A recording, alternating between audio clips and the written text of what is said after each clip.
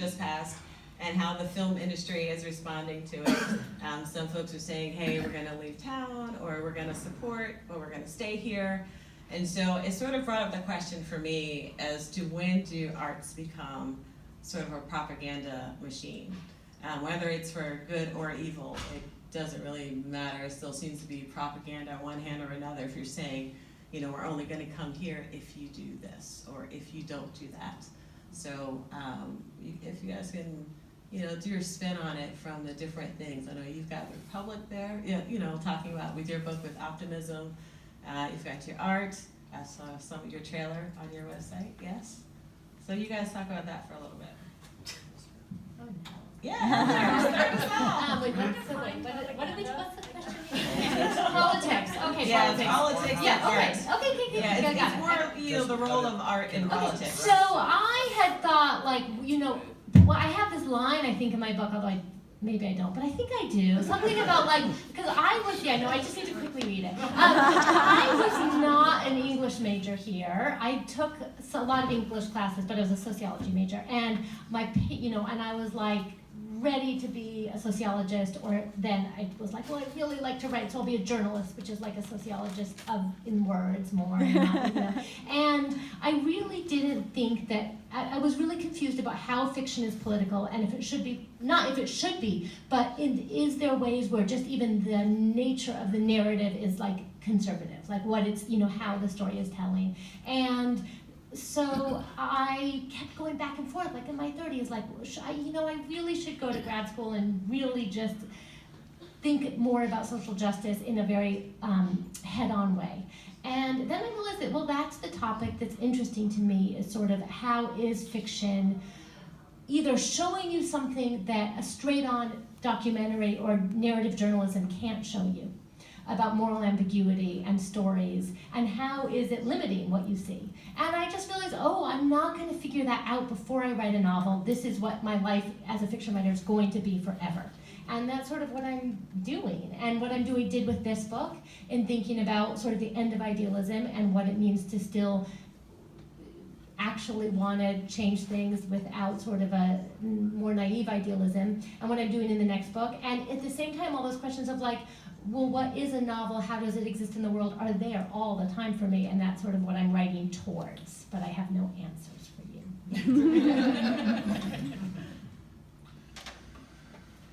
This is a really loaded one for me because this book was not supposed to be political, but then it became very political. It started out as a ghost story, like literally nothing more than that, about a guy who claims he can photograph ghosts. And it's based on the spirit photography craze of the 1860s in the US, Boston and New York. As I was researching it, I kept smacking into that institution that one smacks into when they read anything about America at any point in the 19th century, which is slavery, whether it was pre-Civil War or post. And as I was researching the late 1860s, post-Civil War, I was realizing how much I did not know about Reconstruction. And I'm reading more, I knew some, but, not, just sort of, really high school level, whatever they teach badly about Reconstruction in high school. So I started to get more into this, and I started reading Eric Foner, right, and David Blight, and these renowned historians of Reconstruction history, and I was just blown away by how much I didn't know. And you start putting the pieces together, and you see that when you don't know something and you don't really understand things that happened, that leads to misunderstandings and problems and political strife and all sorts of problems that we've inherited from the Reconstruction period. So, true to Swarthmore fashion, I felt the responsibility to tell the full story. So it became not just a story about a ghost anymore.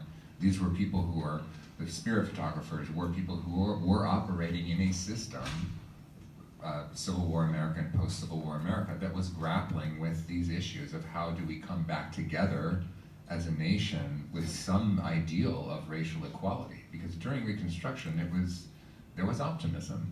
It was an optimistic half-decade, really. Very optimistic. More black people in government than in any period of history at the time. And So that story started to come in, and as I said before, the American history dissertation itch that I'd been wanting to scratch for a very long time was there too. And as the story started to develop, I just felt something magical was happening in terms of how the topic, the character, the ghost story, the ghost of history, the ghost of slavery was all kind of matching up for me. And I decided to do that story. And my partner was actually very much against me doing this story, that story, because he felt like, with identity politics, cultural appropriation, everything going on today, he's like, you're a white Dickens scholar, and you're gonna write a book about Reconstruction and, slavery haunting the nation and write this black woman character, and I was just like, that's the story. Like, that is the story that's here, and I have a responsibility to tell this story, and I'll take the heat, Luckily, I haven't taken much heat, and I think the reason I haven't taken much heat, because again, true to Swarthmore fashion, I did my homework and I had a lot of consultants, and I had a lot of people of color advising me on this book, and a lot of historians.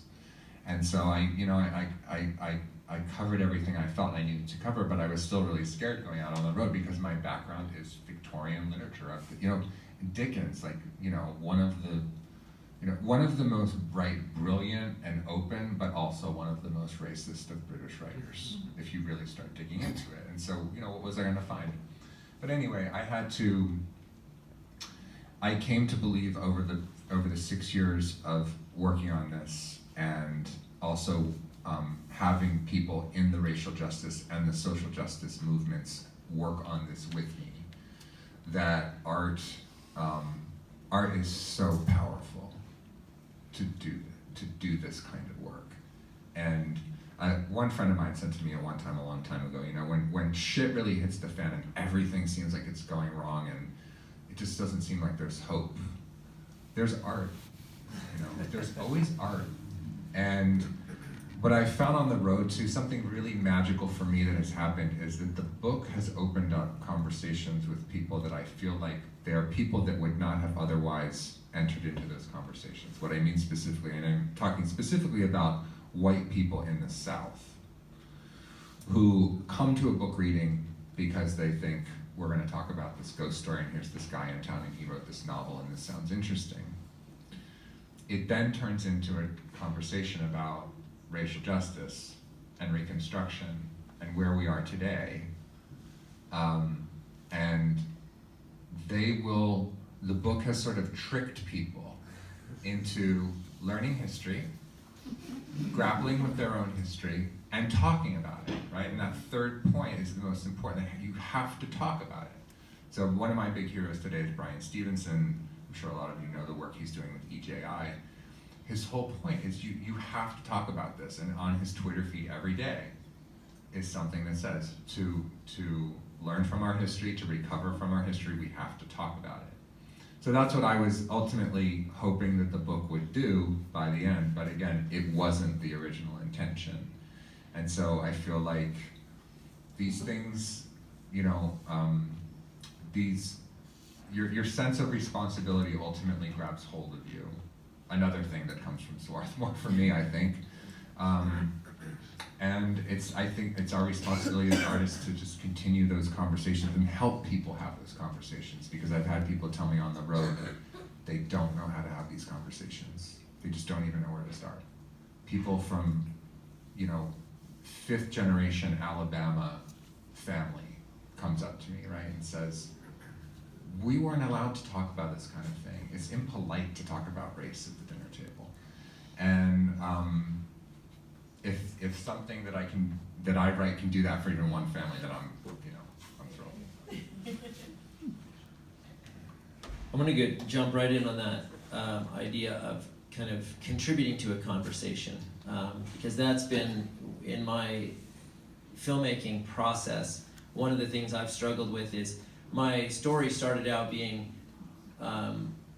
what did this group of Mormon artists, how did they wrestle with this creativity and community? And then what it became was really the main artist that we were focused on was this gay man from Africa. And so as we and that, of course, is one of the major social issues we're wrestling right now, is this idea of what, and in the Mormon churches is a huge part of this gay rights and gay marriage, and I also felt that a little bit self-conscious as this nice, straight, white guy, telling the story and really telling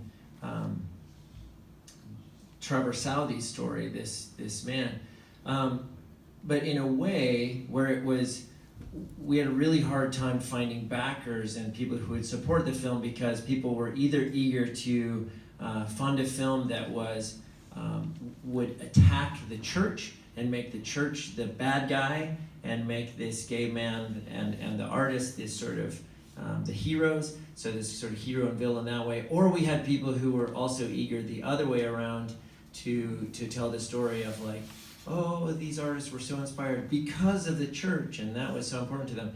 And it's just far more complicated than that. And I was always interested in that conversation, in people coming out of the film, having seen the film, and wanting to then have a conversation with their family or the people they were with. Wow, I'd never thought of it that way. What did how do you feel about that? And so the biggest thrill for me has been in test audiences, having people who have zero connection to the arts or zero connection to the Mormon church or to any of the kind of parts of this story to come out.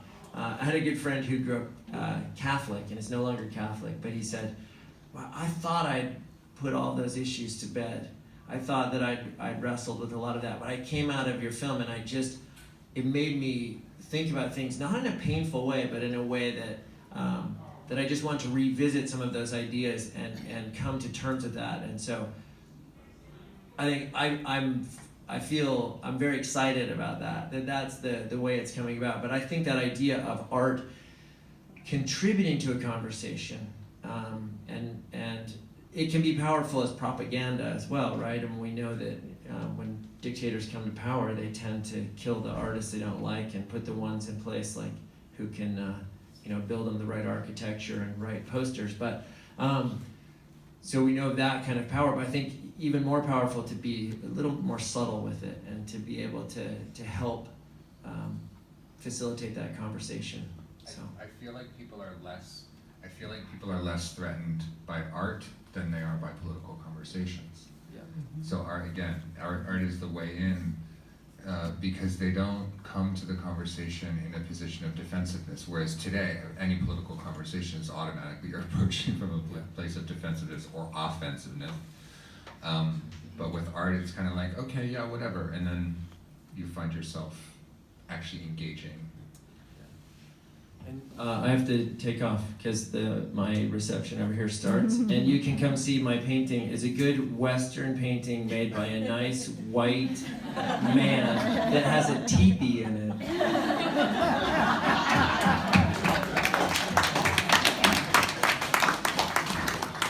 Thank you. Yes, please. So one note that occurred to me and has been occurring to me over the past few years is just how grateful I am to be part of an industry, especially with fiction writing and publishing, that seems to be sort of ahead of the curve in so many ways in terms of opening up and introducing voices that we may not have heard, perspectives, worldviews. There are so many authors now who, I actually just read what I thought is a wonderful Vanity Fair piece about Bennington in college in the 80s, in the early 80s, and there were, it just so happens that my father, who was a writer, was teaching for a brief time there when authors Jonathan Lethem, Donna Tartt, Bret Easton Ellis, Jill Eisenstadt were all there, were all students, and they were all exchanging manuscripts and all futzing around at this super elite, wealthy white school, Bennington, in the 80s. And they all came out with amazing books and had amazing careers, but that was that was the way it was. I mean, if you were a writer of fiction in the 80s, you were pretty much going to come from a certain place. And that was, if you looked at the bestseller list, if you looked at who was getting attention, well, that's evolved. And fiction writing and fiction publishing now, my Lord, for all sorts of reasons, but you're getting voices from all over the world and from all perspectives, all races and different. It's just an amazing time to be a part of that industry. Now, as my wife, who happens to be African American, she needles me sometimes and says, well, it looks like you're screwed. It looks like now you're going to understand what it's like to have been me. And her uncle was a writer, William Gardner Smith, who was pals with Richard Wright and was over in Paris and was an incredible talent. And she's like looking at me like, yeah, okay, well, let's see how you handle this. We're not moving to Paris. That's not going to solve anything. But it is, while it might present an individual challenge, although, come on, really? I mean, probably not, because it's about the work. But I'm now more aware of just what a special industry publishing is, because they can do things through art and they can bring voices and perspectives to people that weren't available unless you really went searching for them in the 80s. And it started to change a little bit in the 90s and the late 90s. And now it's a whole new world, and it's just, I think it's just wonderful and refreshing, if not presenting more of a challenge for someone like me, who happens to be a straight white male, writing multicultural characters from different walks of life, but at the same time, the hunger for new voices and new perspectives, and the ability and the availability of them now through fiction and through publishing is wonderful. And so it's,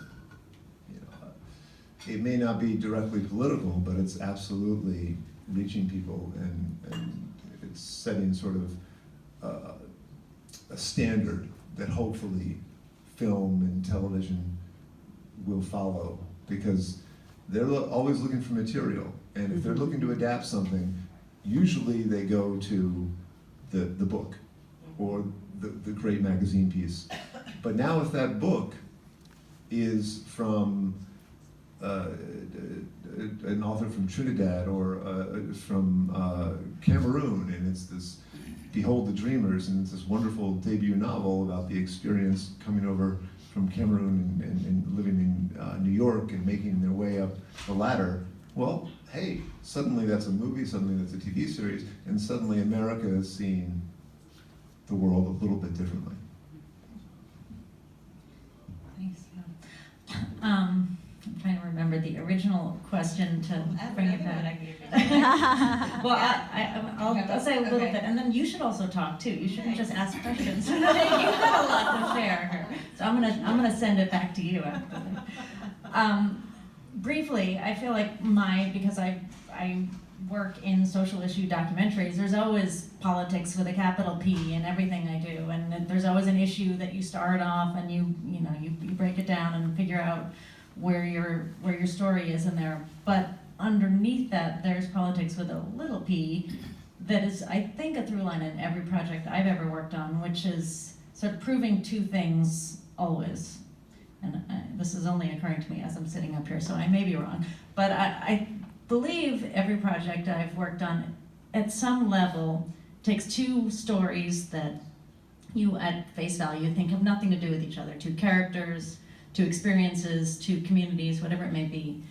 And through that telling of story, you find that they have more in common than they ever thought. That there's a trope, there's a theme, there's a whatever, in essence, that comes through that is essentially binding them together in a way they never would have noticed. And at the same time, you take two characters that appear to be the same thing, that are some monolithic all those people are alike or everybody feels the same way, and you tease it apart and discover, no, it's not that simple. You can't lump people together. You can't write a single narrative that just covers every perspective there. So I think every story rips those apart and rebuilds them in that way that is interesting and ultimately, sort of binds us back together as a society, which I think is what politics is sort of about. But I want you to answer the question because you posed it and you're from Georgia and there's something, I think you have something that you want to share. No, not really. I had sort of a comment, I guess, to Joe's remarks, just in terms of it maybe not being political, but it is political when you're talking about your perspective, and how the world is changing, where now the white male perspective is not the end of the conversation, that it continues now. I know for film and television in particular, there's this movement to get more women present in leaderships of power, like our producer here. And as directors, to have women in roles that are more than just the mother. Mother is a great role. I'm not knocking that at all. To all our moms out there, thank you. But women do so much more than that, and people are mothers and. But on television, you see mother, period. And so showing characters in fuller development, in a sense, kind of is a propaganda when you go back and look at the pictures that we used to have of women with just a handkerchief on their head and the strong arm, or you see a picture of a person, of an African American, in the maid's outfit, and people don't always immediately identify that we're being sort of trained or coached to see the world in a particular way. And so I think the arts are really important in terms of going, hey, this is another way, without necessarily shouting. Like I think you mentioned the subtlety of it, and that through these books we're able to educate people. Through our documentaries, we can say, hey, there's another way to look at the world. I just think that sometimes we do have to be careful that we don't cross over the line from going, here is a perspective. In one vein, you want to honor your truth, what you believe and what you feel. And then on the other hand, you don't want to say, well, this should be true for everybody. I think the more diverse that the arts are becoming, the more that we're realizing that there are a plethora of ways to see the world in. Sort of like that new rainbow candle. When did Swarthmore do that change, We Are the World thing with all the colors and stuff? No? Anybody else recognize it? It's like a circle symbol. I don't know, the new symbol of Swarthmore East everywhere, and it has like different colors and it looks like candles. I don't know which way you went. But yeah, but it's sort of, yeah, okay, yeah. So it's sort of reflective of the diversity that Swarthmore is always trying to sort of promote out there. So that would kind of sort of be my answer.